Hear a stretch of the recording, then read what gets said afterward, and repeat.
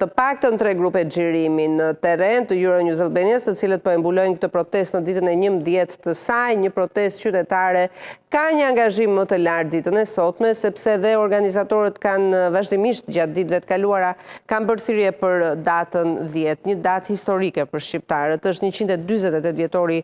i lidhjes së Prizrenit, një moment shumë i rëndësishëm historik,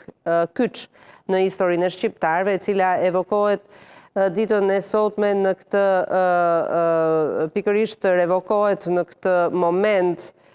në cilin po kalon kjo protestë në Tiranë me kërkesa qartazi politike. Në fakt, kërkohet dorëheqja e kryeministrit Edi Rama dhe ish kryeministrit Sali Berisha, nga ana tjetër,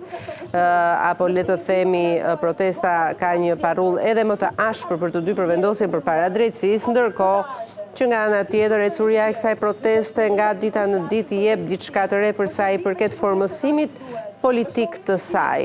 Siç e thash, është depozituar në Komisionin Qendror të Zgjedhjeve sipas vetë përfaqësuesve të protestës një kërkesë për ndryshimin e kodit zgjedhor, një element dukshëm politik i cili pritet për të parë nëse do të materializohet më tej dhe do të institucionalizohet më tej për të qenë në tryezën e bisedimeve të partive politike në lidhje me ndryshimet në kodin zgjedhor, ndoshta një formacion i ri politik ose jo, kjo pritet për të parë, por ajo që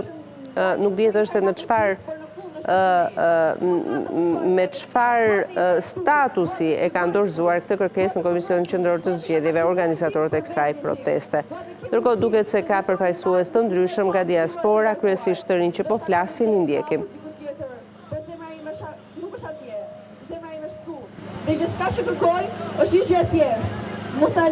ta bëni të largohemi për të jetuar më mirë. Na jepni mundësinë të jetojmë këtu. Na lejoni të jetojmë në Shqipëri.